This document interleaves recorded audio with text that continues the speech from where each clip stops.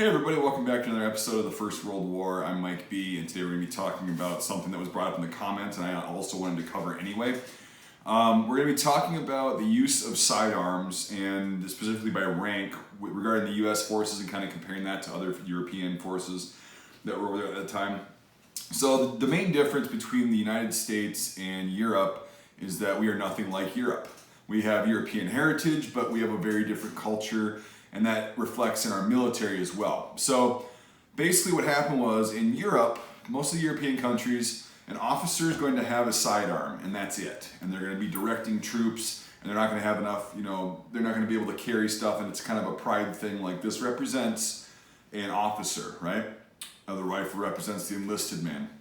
So when the American Expeditionary Force actually landed and started fighting, John Pershing, the general who was in charge of the American Expeditionary Force, was very adamant about arming every rank of troop with everything they possibly could to get as much firepower out there as possible, as quickly as possible, which is actually a really good doctrine.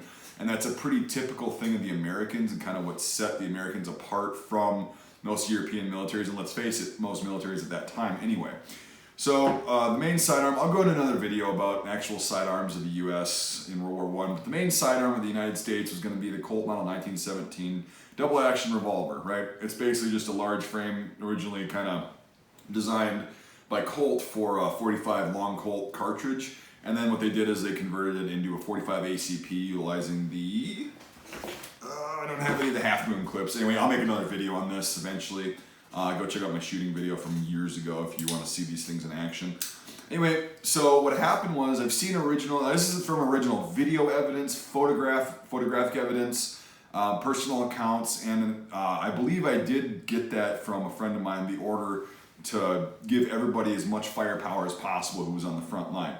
Now, one video that I've seen of my, the unit I portray, or the regiment rather, the 128th Infantry Regiment, the Wisconsin National Guard, they're in Alsace in May and June of 1918. It was a relatively quiet sector, but they were still fighting. The lines are about 45 yards or feet, I don't remember, 45 yards away from each other, which is not that long at all. It's less than half a football field, but it was very thick. Anyway, so our guys, I've seen in videos, there's one video of a sergeant with his 1903, because basically all enlisted ranks, up until you get to like first sergeant and sergeant major, but even some of those you see in pictures are carrying a rifle.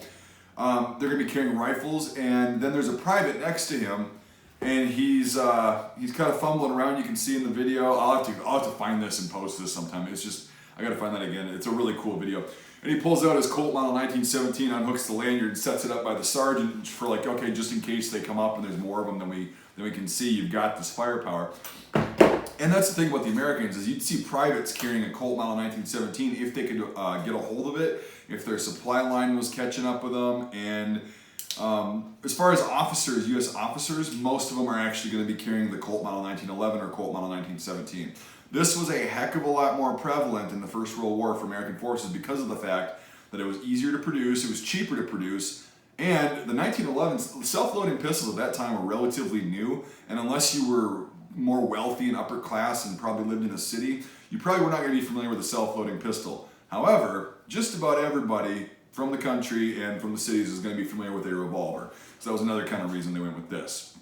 So basically, yeah, you see privates, you see officers, you see majors and lieutenant colonels carrying this instead of 1911 because they were more expensive. They were still pretty new at that point too. You got to remember, they were only 6 years old at that point when we got involved.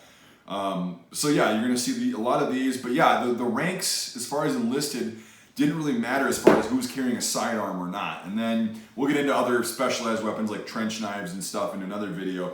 But I just kind of wanted to go over like the U.S., the idea, the mentality behind it, getting as much firepower out there as possible, and it was very effective. We'll talk about other weapons too, like trench guns. I know you guys want to hear about the shotguns.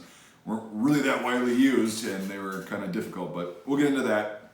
Anyway, I hope you learned something. This is something that I learned and I found fascinating, and then I started looking at original videos and pictures, and yeah, I mean, you see guys with nothing on there, and they can tell that they're lower enlisted because they've got a rifle and all their gear, and they've also got a 1917 hanging off of their hip. It's like, oh, that's interesting. So yeah, anyway, thanks for watching, everybody. Make sure you subscribe to the channel if you haven't already. I know I'm stupid to say that, it's just a habit. But then consider supporting me on Patreon. We're doing a lot of cool things on there. The link is in the description. It's $1 a month, and my YouTube channel costs a lot of money to make. Not this kind of video, but if you want more visual aids, which my patrons have allowed me to get some more visual aids, and we'll talk about that later. If you become a patron, you can see all that worked out. Yeah, it just helps me get better things, make better videos, and do cooler things. Plus, there's a lot of exclusive content on there. So join that up on Patreon. You'll love it. I guarantee you. I'm really active on there nowadays. And yeah, $5 a month or more, you get to be on my Discord server with me. Ooh, it's really not that cool, but hey, it's a perk. Anyway, thanks for watching, everybody. If you have any questions, I'll try to answer them in the comments. Again, I'm by no means an expert. I have 0 credentials. As far as history, this is just going on my personal passion and what I've observed through primary and secondary sources. And yeah, all right, I'll stop rambling. Thanks for watching, everybody. We'll see you on the next video.